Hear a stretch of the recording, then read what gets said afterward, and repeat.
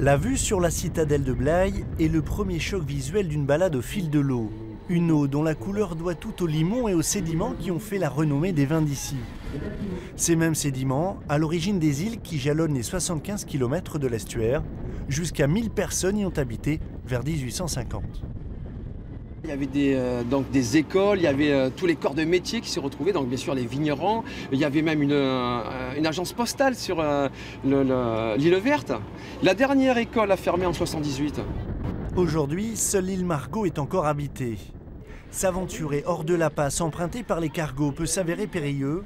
Les bancs de sable et les courants venus de la mer rendent la navigation plus difficile qu'il n'y paraît. C'est suivant le vent, comment il se situe avec le courant. Donc ça peut former un petit clapot, même qui peut devenir des fois assez gros. Tombés dans l'oubli, les Aquitains redécouvrent aujourd'hui le plus grand estuaire d'Europe. On habite à côté, on n'est jamais venu. Il a fallu que j'ai mes petits-enfants à côté pour qu'on puisse faire cette balade.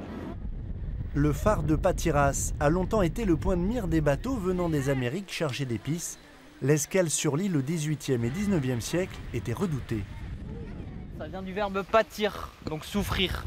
Elle a accueilli des lépreux, quelques prêtres réfractaires. Donc les prêtres réfractaires sont les prêtres qui n'avaient pas accepté la Révolution française. Et c'est également cette île, Patiras, qui a protégé Bordeaux de la peste, notamment. Elle a connu beaucoup de quarantaines. L'escalade des 134 marches du phare offre un panorama incomparable. L'île, avec ses 250 hectares de maïs et ses 15 hectares de vignes, est encore cultivée aujourd'hui. Sur le trajet du retour, les visiteurs longent Pauillac puis les carrelets si typiques de l'estuaire.